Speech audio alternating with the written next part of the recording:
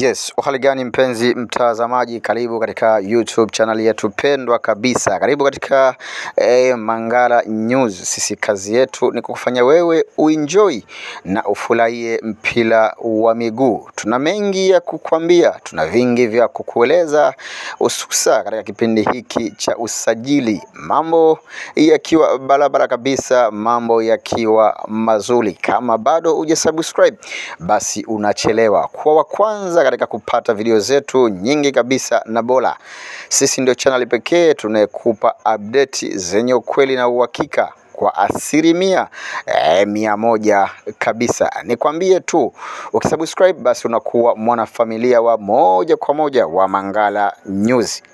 Leo tuna taarifa ambayo imetufikia. Taarifa hii kubwa kabisa ikihusishwa na club ya Simba, moja ya klabu bora kabisa hapa nchini, basi huwezi kukosa kuwazungumzia Simba Sports Club. Taarifa hii ikihusisha usajili wa Simba ambao umekwenda kuvunja rekodi hiyo ya Simba. Nikwambie tu, inavunjwa na usajili huu mkubwa kwelikweli ambao haujawahi kutokea, usajili wa kukata na shoka. Tunaambiwa rasmi Simba imemsajili mchezaji hatari kabisa, raia wa Mali. Huyu anaitwa Rahum, moja ya mchezaji mashuhuri kwelikweli kule Mali. Basi ni kijana Rahum Mausa, moja ya kijana ambaye anakuja kwa kasi kwelikweli katika hengo hii ya mpira.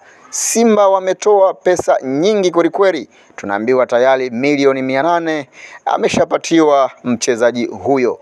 Karibu katika timu ya wekundu wa Msimbazi, wana wa Kariakoo, moja ya timu kubwa kwelikweli, timu ya Kalne.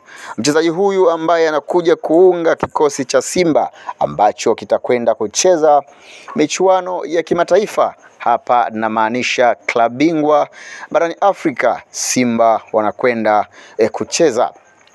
Kikosi hicho ambacho kitaongozwa na Musa Kamara pamoja na wachezaji wengine mashuhuri watakwenda kufanya ile safu bora kabisa ya wachezaji 12 ambayo itakwenda kuchuana katika michuano ya klabu bingwa barani Afrika.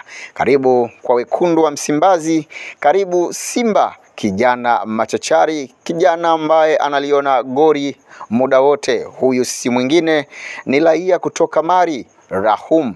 Huyu ni mchezaji wa daraja kubwa kwelikweli, daraja ambalo binafsi niseme tu Simba wamepata mchezaji. Endelea kusubscribe, kulike na kucomment, utakuwa umetisha mpenzi mtazamaji. Hii ni Mangala News. Asante.